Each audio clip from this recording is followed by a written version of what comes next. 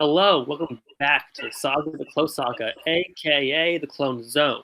This is the podcast where we read through the entirety of the 1990s Infinite Clone Saga. You can go back and watch all 50 whatever episodes you want to see us suffer through that. And now we're moving on to more stuff. If it's better or not is up for debate. I'm Matt. I'm Billy. I'm Mike. I'm Mikey. And I am Vincent. Vince, talk about our sponsor. Our sponsor somehow is the concept of spider sonas. What are spider sonas? Now, Vince, spider sonas are a very significant cultural concept in today's society. A spider sona is the spider person that embodies your personality. So, for example, my spider sona is Peter Parker. Is this how it works? I've heard about it just like right now. What's the spider Draw sona? Spider-Man with whatever you want on it. Mine would have spikes and a cape and a big chain whip. Oh, that's a good one. That's a good one. Let me talk about that. And he would have to sew together his face with shoelaces sometimes. That's God damn it. Todd's gonna sue you. And he has a power meter, which sometimes goes down and has no consistency. You have a power meter? Yeah, Spawn is a power meter. I didn't know. We're not talking about Spawn. Well, I mean my spider sona. Mikey, what's your spider sona? Probably Miles. All right, Mike, what's your spider sona? I think I'd be big and green, but I'd also be a cop, but I'd kind of look like a dragon.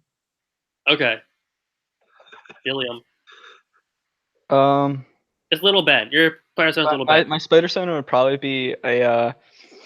He's short, like he's pretty short, but he wears a green costume, and the ears are kind of pointed on it. Yeah. Yeah, but he's also a clone, so Of course, yeah. Yeah. That's perfect. Okay. Vince, is that all the spider sona when you talk about? Wait, can I redo mine? Yeah, go for it. All right, I want to have a cool mask that doesn't make any sense, but it's like just a bandana, but I cut 2 eye holes in it, and I can see demons, and I use a lot of guns. That sounds really badass. All right, I want to change mine. I want to be covered in blue fur, and I run really fast. Oh, okay. I want to change mine. I want to have a yellow and blue costume and have knives in my hands. Can I change mine? Wait.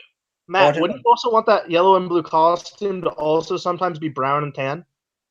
That's a good alternate costume. I've already got an alternate costume, and give it like some sort of like things on his face like this. Oh, like Batman? Like Batman, but like cooler. I want to change mine. I want to be Miles, but instead of wearing a Spider-Man costume, I wear a Fantastic Four onesie and have a paper bag over my head. Shut on up. my back. Shut up. Come on, that idea's been done. God damn it. Who are you? All right, now it's time for everyone's other favorite segment. We have an unboxing today. Here's our box. Unboxing channel. What do you guys think is inside? Drugs. Probably comics. You I think it's going to be a book that Vince has already bought. What if it was just like It's a human foot. What if it was just like a restock of like toilet paper? What's in the box? What's in the box? Necessary medicine for your mother. A roll of bubble wrap. I can say that Vince's mom is in perfect health and just not Money shot. No one could see it. You did it off camera, you fucking put it off camera. I don't want to spoil it. I was just hoping it was just a box of like packing peanuts. That's it.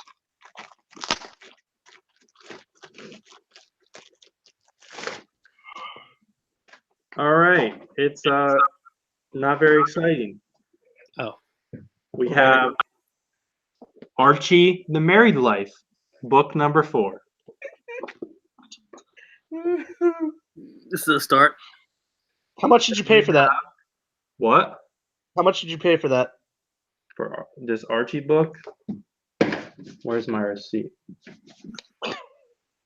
$9.99. And then we have lots of synergy here. We've got Aquaman, Throne of Atlantis. Aquaman in theaters now. Then Yeah. we have Aquaman, Sea of Storms. Once again, Aquaman in theaters now. It's also still Aquaman, very good. Maelstrom. And theaters never Aquaman, way better yet. Out of Darkness. You just found a bunch of Aquaman? Out of Darkness is also like a good fit for the Aquaman movie, as it pulls us out of the darkness that was the DCEU. Because the sky was blue in it, for once. And we have Thunderbolts, The Great Escape. And that's it. Nice little synergy selection and some odds and ends. Matt would call the Great Escape. Matt refers to the Great Escape as when he left the theater seeing Aquaman. Oh, You're not wrong. Because he's not down with the oceans and didn't like the movie. That's right. I was going to try and connect to that Pitbull song, but I gave up. Listen, I enjoyed the movie, but when that song came on, I wanted to leave the theater. Hey, here's the thing. Let's say song come on, I wanted to shoot myself. So I think it's funny that this year, when you think of superhero movies and licensed music, on one half, we've had like a return to 1997 with Eminem's Venom and Pitbull and Ocean to Ocean, these fucking awful songs. But on the other hand, you have the Black Panther soundtrack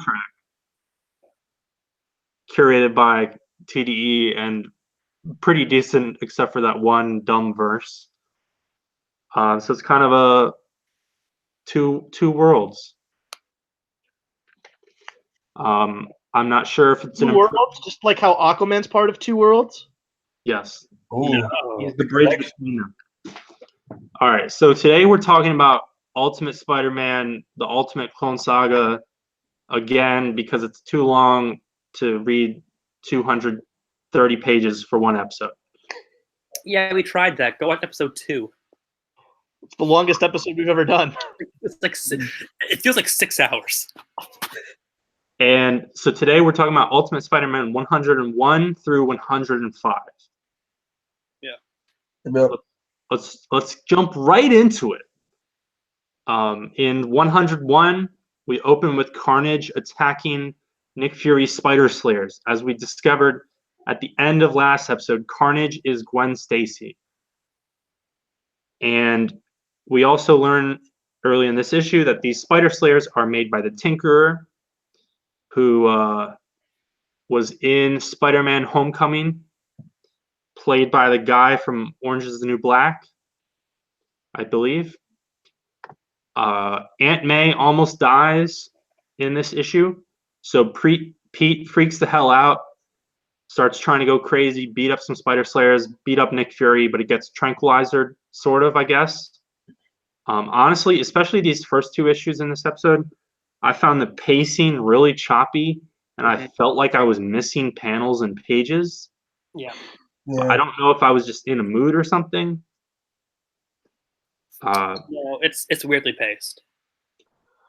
Because for like 3 pages, Nick Fury like is threatening to shoot Peter or keep shooting him, but we don't really see anything on panel. It's got like a shotgun.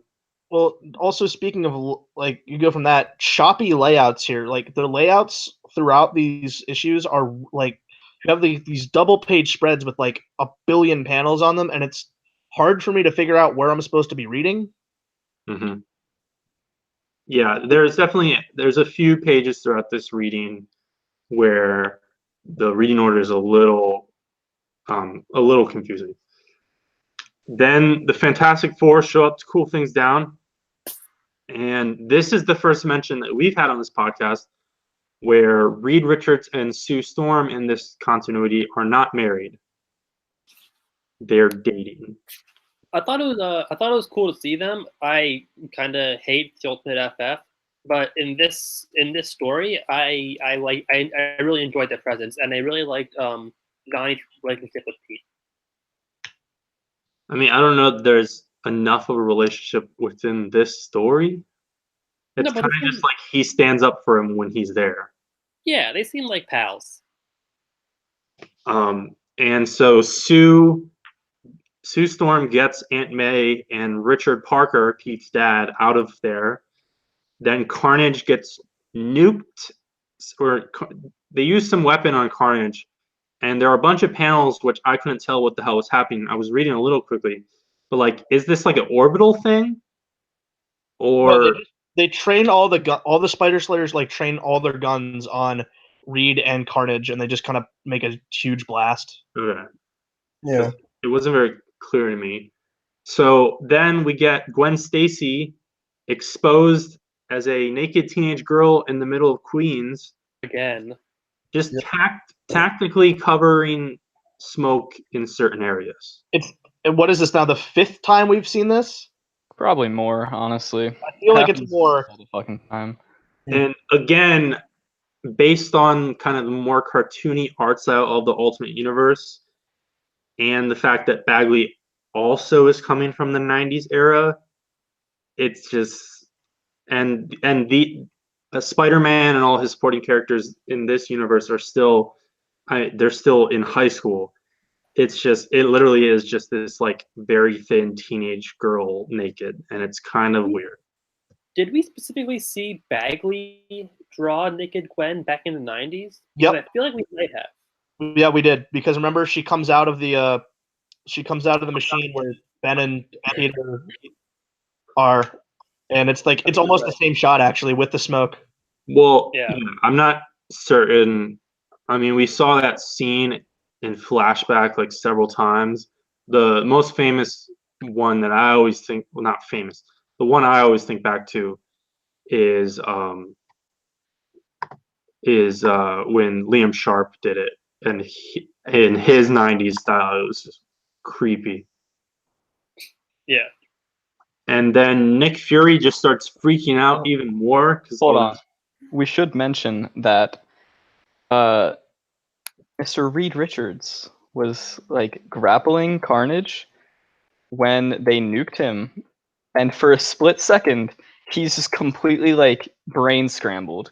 Like he's just speaking complete nonsense while scribbling down in a book, I think. Oh Yeah. yeah.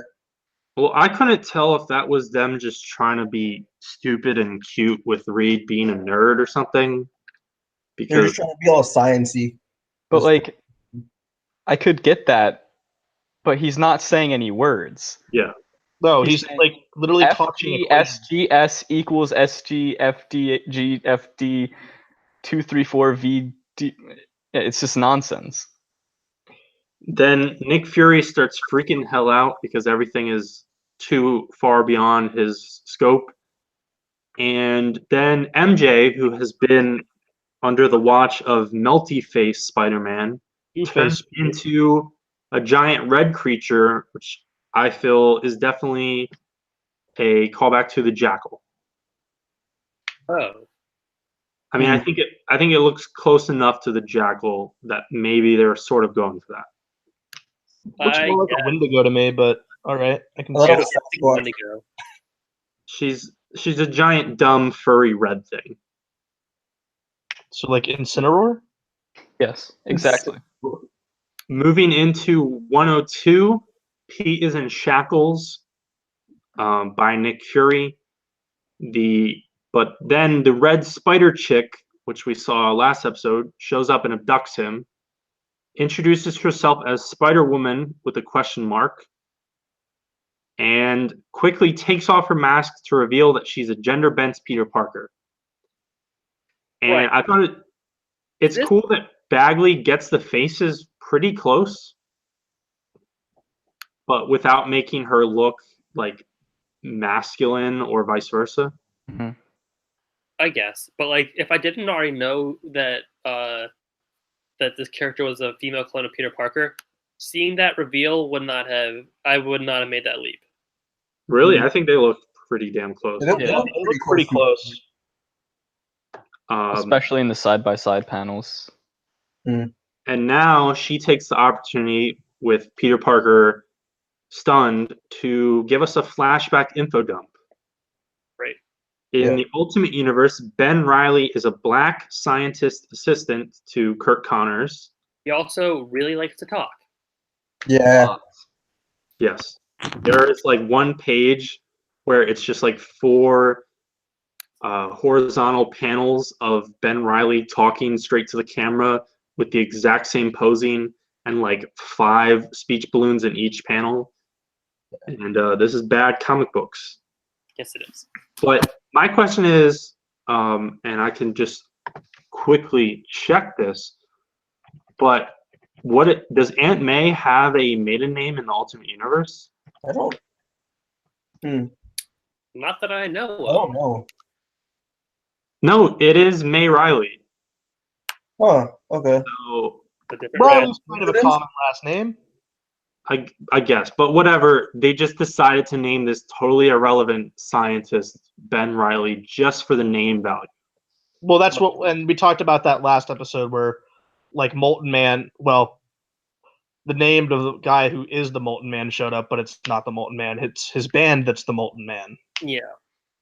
What a shame. And Ben Riley works for the CIA.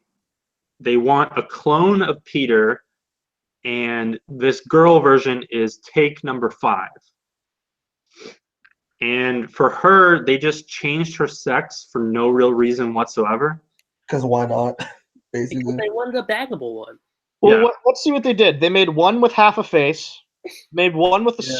scorpion tail, Made one made with one like with 6 arms. and Harry. And Yeah. let's not spoil one of them. Yeah, and then they went, make one a chick. Like, okay, all right, whatever. But the thing is, like, it seems risky because all the previous ones are considered failures by them. Yeah. So they're like, all right, we think we're going to get it this time, but also let's throw a wrench in here last minute and change their sex chromosomes. Because that's how science works. Yes. And for whatever reason, they give her the alibi Jessica Drew because that's Spider-Woman in 616.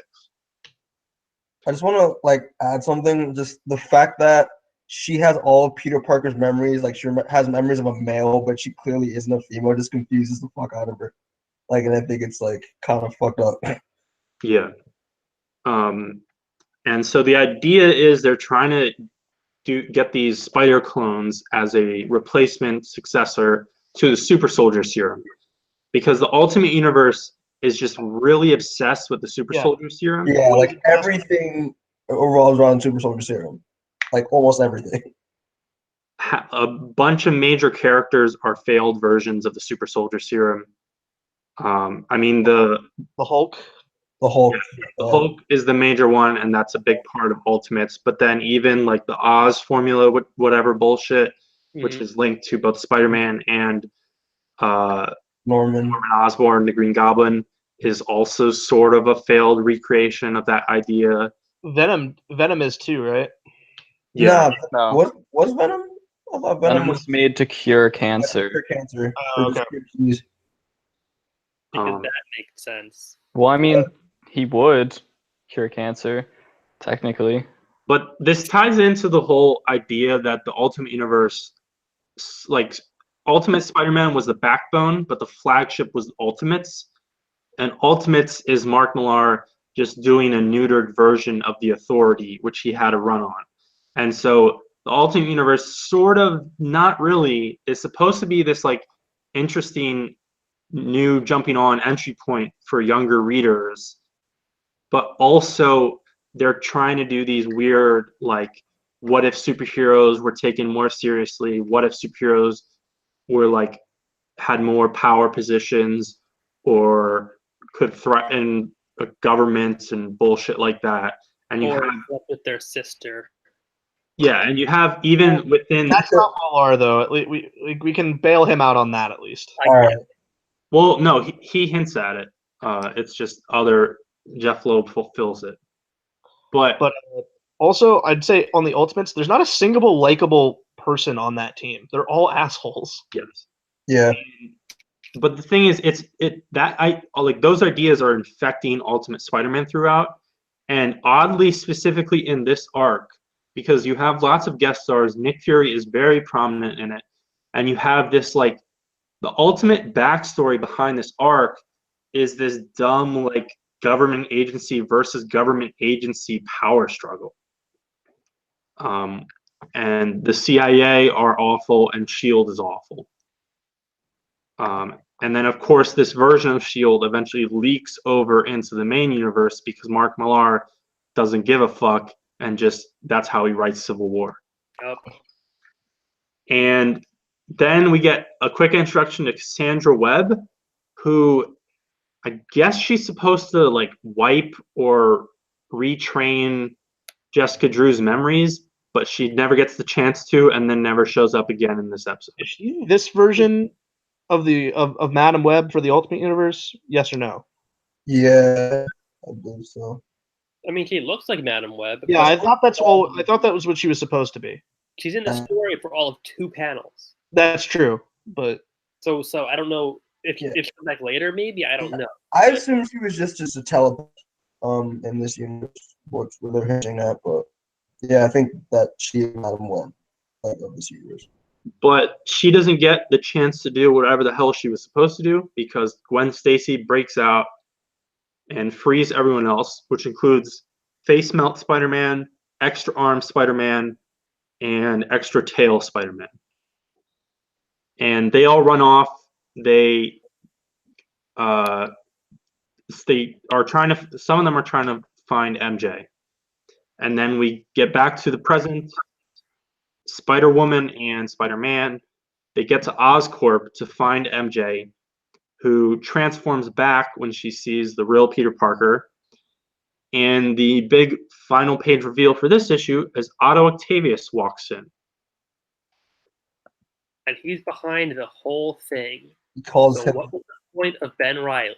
He calls the clones like your father is here now. I'm just like, this is weird. Like, this is really No, weird. see, Ben Reilly being there is exactly what we talked about last episode, where it's like, oh, you wonder what this character looks like in the Ultimate Universe? Well, here he is. Yeah. Yeah. I guess we're doing the Clone Saga. We need a Ben Reilly, so let's just do this random scientist who I guess worked with Kurt or Otto. He worked with Kurt. Could have just called the melty face guy Ben Reilly, and I would have been okay with it. That would have been fine. Really? they could have also called Jessica Scarlet Spider because of that costume. Notice they don't actually go full force and do that. No, they don't. Yeah. Now, we've talked about the pacing in these issues and how there's a shitload of dialogue. Issue 103, I have barely any notes on because not much actually happens. There's no real plot in these issues. No. Nope.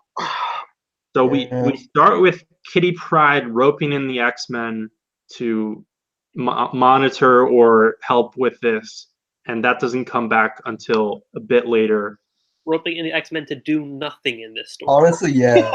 That's why I didn't like Kitty in this. She's like, they can't do anything about this. Like, you're just dragging them on for nothing. Then everyone argues some more, and Otto, his backstory is literally the exact same as Ben Reilly's, but he's more important. Yes. So why is And Ben Reilly here?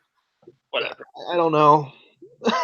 then we get a reveal that Richard Parker, this guy who randomly showed up, and Peter Parker thinks his dad is back. He is an aged up clone of Peter, because you can do that as well. Yeah. And it's supposed to be this reveal, but like he was acting like a complete weird dick in the first place. Right. So I don't think anyone would take that return seriously. And like, plus giveaway was that when Aunt May like had a heart attack, he just stood there and did nothing because he didn't know what to do. Yeah. Clear sign, if you're a doctor, you should know how to like treat a heart attack. The other thing is like this whole return father, it definitely has to be calling back to the major plot which happened right before the Clone Saga in the 90s, with Peter Parker's parents coming back and just roping it more into the clone. But it's weird because in the first place, like it kind of explained Peter Parker's headspace in the very beginning of the Clone Saga, but that plot line was pretty much completely wrapped up when the Clone Saga starts. So we actually really didn't discuss it much at all. Well, and I think that's part of the problem with this Ultimate Clone Saga is that really it's a bunch of stuff from the 90s all crammed together. You have Yeah. Saturn turning, you have Carnage, you have clones, you've got naked Gwen Stacy. Like, it's all that stuff you hated from the 90s, and then it's going, what if I made it in a way that you like? And it's better? It's this weird like greatest hits. Exactly. And it's so much, it makes it a real jumbled mess that is really inconsistent. And Nick Fury gets really frustrated, I guess, so he just leaves, allowing Otto to have to face off against the Spider kids. Mm-hmm. And he reveals that he doesn't use mechanical arms, sort of. Actually, he just has Magneto powers. Not Yeah, like Magneto powers, like No, they are Magneto powers. Shut the fuck up. He literally Okay. controls metal. They're literally Magneto powers. I mean, like Otto can like conduct the actual material. It just has electromagnetism, which attracts the material. Yeah, I he's distinguish not it. magnetism either. That's not real magnetism. Yeah, it's yeah. But he uses arm shapes because he just likes arms, because he secretly likes the Doc Ock name, which Spider-Man gave him kind of as an insult. Well, and as a fetish. It's definitely a fetish. Yeah. And I mean, obviously, it's convenient with his name. And he kills the Spider-Man with extra arms. Rest in peace. I liked him. He was I also liked him. cool. I liked him. He has a half decent design. Now issue 10, and that's basically all that happens in 103. Yeah. Like, it's not like when I say Doc Ock has dumb powers and has his arms and stuff, like the fight doesn't even happen in this issue. It starts. Yeah, it starts. Now, issue 104, we're nearing the end. MJ transforms again in the Baxter building, and Sue explains to Richard that he is a clone on the roof of the hospital, because that's a callback. And they like specifically emphasize the hospital roof in like 3 dialogue balloons. Yeah. And he just kind of degenerates, maybe. There are a bunch of panels where I swear to God, Bagley was drawing his face differently. Like, it almost seemed like Looks like he's getting older by the second. it looks like he's getting older, but it's not consistent. It's like one panel he looks older and more wrinkly, and then another panel he's totally back to how he was. Oh yeah. Jumps back and forth. And then in his final panel, he's just kind of slumped over, sitting on the ground. Like, he didn't degenerate or turn to hash or goop. He just like goes into a coma and dies randomly. He just stops. He just dies. And I don't. Does it ever say why that happened? Because Jessica Drew doesn't die. No, there's no explanation. He It just just says, happens. we're done with him now. He's dead. He died of a broken heart. And so, getting back to the whole dumb shadow politics, Henry Gyrich shows up, which we talked about him, and I talked about some of these ideas last episode. He has a standoff with Nick Fury, and it's just like, well, all the government agencies suck and are scared of superheroes, especially since S.H.I.E.L.D. in this universe is an official government agency, whereas it kind of isn't in the main universe, or at least it's not supposed to be. But it's more of one here, but also is still at odds with the actual traditional government agencies. And so it's an arms race because the CIA, FBI don't trust S.H.I.E.L.D. It's really stupid. Are you saying Dr. Octopus started an arms race? Yes. And Scorpion is able to calm down. I appreciate that. That was really good. Like, no one. All right, never mind. Keep going. Went over. I was waiting for someone to acknowledge it, just over everyone's head. Yeah, actually, yeah, it went past me, actually. I'll admit. Scorpion is able to calm the giant red furry MJ, because he looks like Peter Parker still. And Pete and Jessica, they fight Otto. And it's an interesting tale of these 4 pages where in these 2 pages we have like 20 panels of quick action. And it's like decent. Like, I don't think the action actually flows that well in those panels. And then we have a double page splash of them both punching him in the face, which I feel like it should totally be the double drop kick from the Clone Saga. That's a missed opportunity.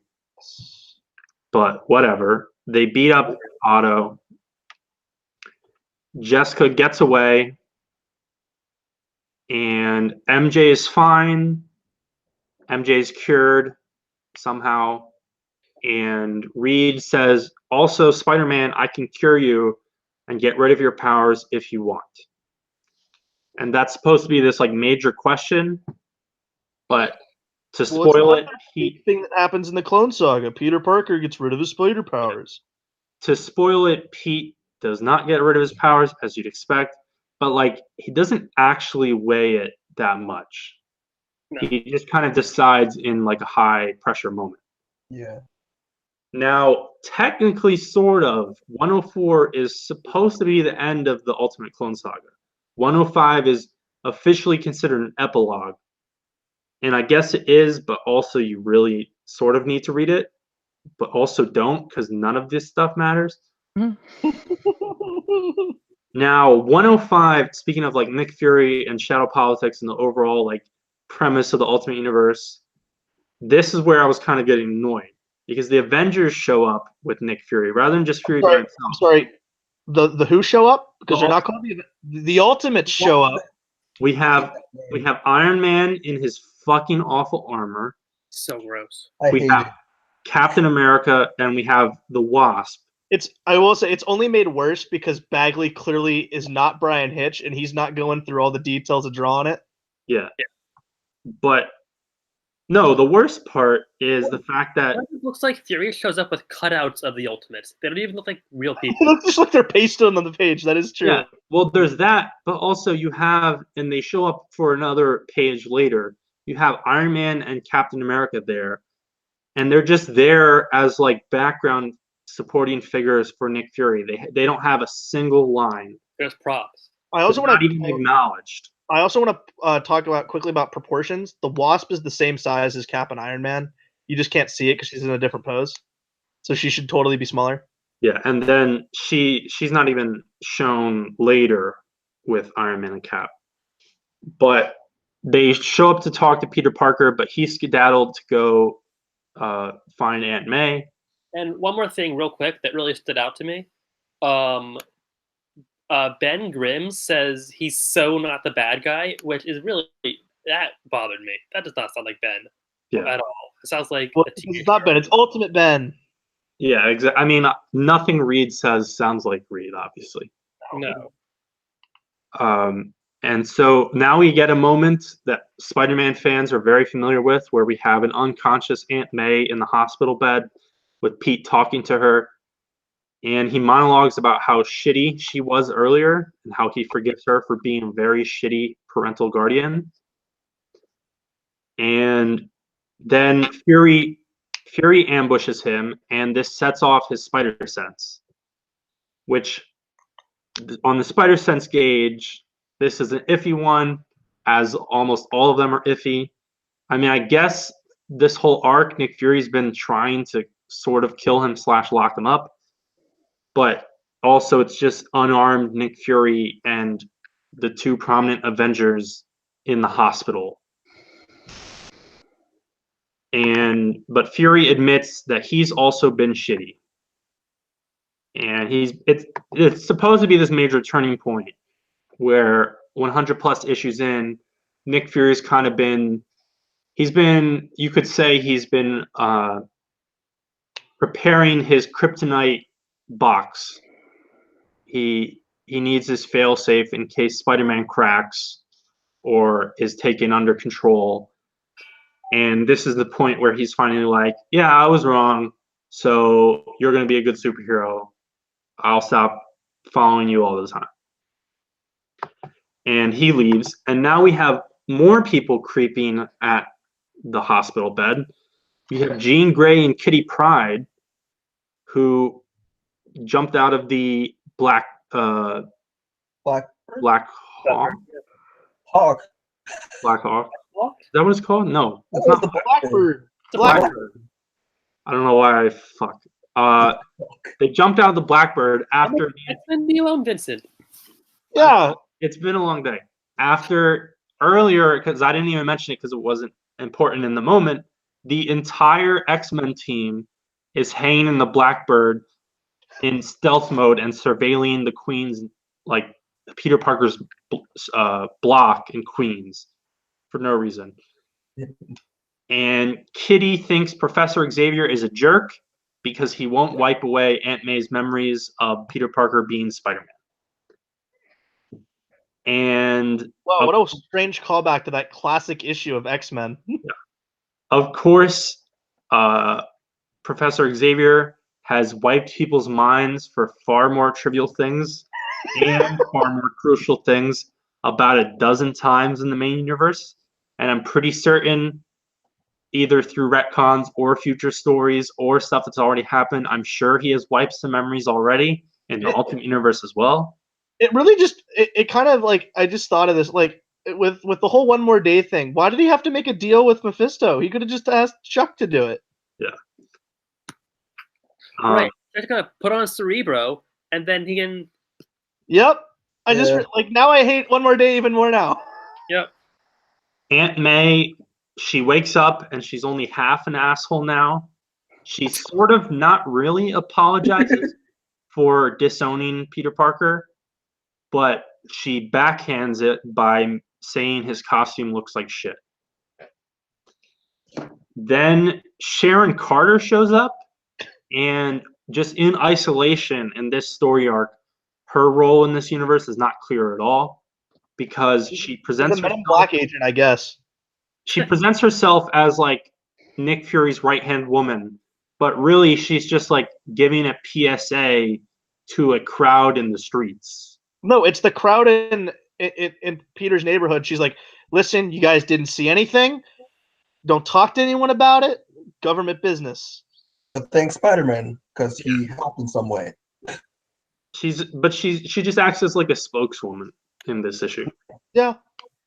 And we get a very quick, like, one panel mention of Jimmy Woo, who dates all the way back to the Yellow Claw comic in the 50s. That sounds. And he's like, he's floated in and out of S.H.I.E.L.D. stories within the main universe. But I think the Ultimate Universe kind of kicked up his notch a little, if only because S.H.I.E.L.D. is so central to the Ultimate Universe stories. Isn't he an Whereas- Agents of Atlas? Huh? Isn't he an Agents of Atlas? Yes, and he's the leader of Agents of Atlas, which at this point would actually be publishing alongside around this point. Also, I'll mention he was one of the main characters, maybe besides Agents of Atlas, between his original 50s stories and Agents of Atlas in the late 2000s. I would say his other highest profile gig was as a major character in the 70s Godzilla comic. Cool. Then, as we near the end of this issue and get like 5 epilogues to the epilogue issue, Pete and Jess meet up again. They have this really awkward conversation, which sort of makes sense, but is also still annoying because they're clones. She's going to go off and do her own thing. And she corrects him. She's Spider-Woman, not Spider-Girl. And it's like, I feel like it's slightly passive-aggressive and meta. And at this point, Spider-Girl Mayday is still in publication, but it's been relaunched as Amazing Spider-Girl. Mhm. There's also a Michael Keaton joke here, and I don't know what it's referencing. Yeah, I don't know what this is referencing at all. Okay, if Mike doesn't get it, then we'll pass on by. They give each other a hug and emphasize how it's awkward. Oh wait, it's a multiplicity joke, but not a good one. Okay. and she swings away. And Peter Parker takes note, as we did originally, that she has organic web shooters, and they're both cool and icky. Mhm. And this is around like 2006. So in the main universe, Spider-Man has organic web shooters, thanks to the other. And they're both cool and icky. And that is another thing. They're not cool. I lie. They're not cool. That is maybe the only good thing that came of One More Day. Let's get rid of that. Hmm. But you could definitely figure out a different way to do that. Then the epilogue, Nick Fury still has Scorpion and Gwen and gives unclear directions to some guys on what to do with them. So Nick Fury's still a dick. Gwen is still naked. Because dangerous situations tend to arouse individuals, Pete and MJ kiss, and it turns out Kitty Pryde was invisible, creeping on them. And so she's broken up with Peter, I guess, officially. Going way back to like the first page of this story arc from last Well, episode, also, they were Peter's house is destroyed, so he's living with MJ. yeah, temporarily, because as Sharon Carter explained, if you have damages, you can call up S.H.I.E.L.D. and they'll handle it. Then the final page stuff, I don't really get this, and I don't remember if it comes back. MJ has some PTSD shit going on, I guess. Yeah. That's what's implied. She struggles brushing her teeth.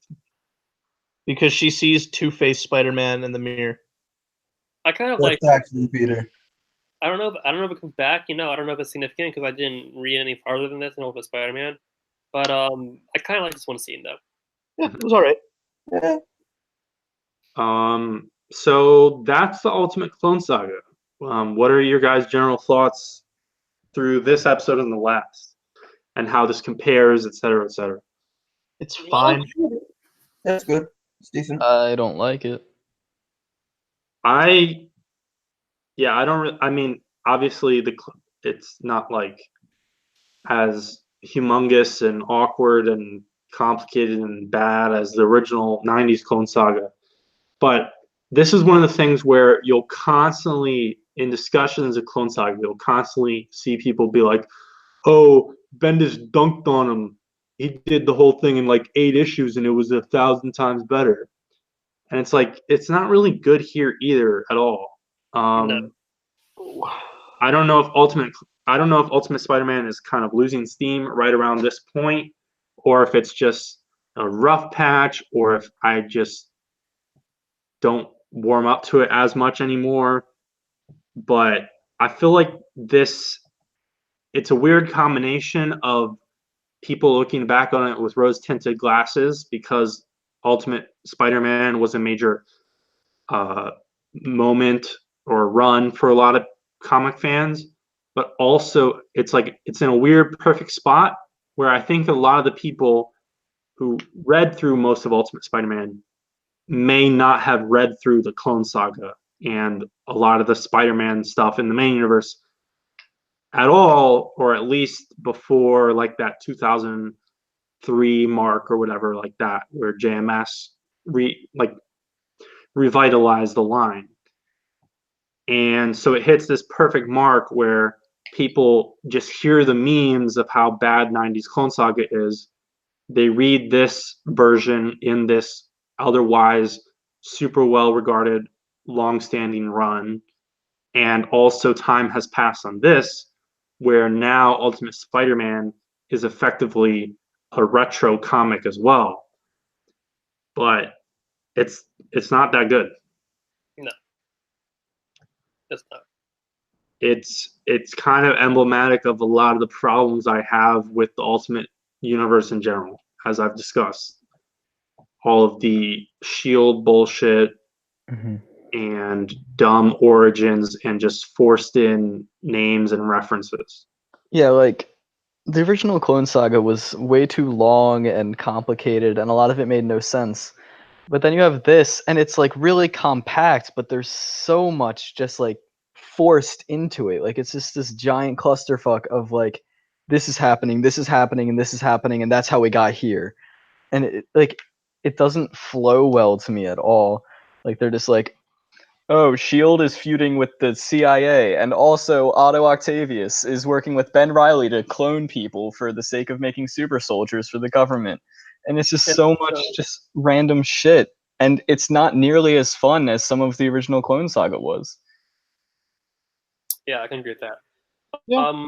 There's a lot of time in this Clone Saga where you have no idea what's going on or why, and that's intentional. Nick Fury shows up for apparently no reason, and you don't find out why until 2 issues later when you get a dialogue expedition dump on you. And that's I mean, That's not good and that's writing. a crux. And that's a crux of Bendis' storytelling, though. Yeah, he loves to put a lot of like exposition and like speech bubbles and stuff. So What, like keeping the reader in the dark for a while and then dumping it all on you at once? That's Yeah. gross.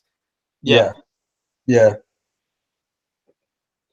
So, I mean, we are talking about the guy who wrote an entire issue of New Avengers where they literally sit around eating Chinese food, and finally at the end they go to the Quinjet to the mission. Like, that's the era of comics we're in with Bendis writing. Sit around eating Chinese food. So we've got I'd say, resounding endorsement for the Ultimate Clone Saga and Brian Michael Bendis as a writer. Yeah, go read it. Yeah, it's not. It's a story. Shut up, Mikey. Fuck off. So It's not the worst thing we've read on this show, but it's also not the best. does anyone have any other thoughts? So next episode, Spider Girl. No, we already did that. Honestly, real quick, I think my takeaway at the end of this is basically the same thing I said at the end of the main Clone Saga. Just read Revelations. Yeah. At Sort of. one issue is better than these 8. Yes. Yeah.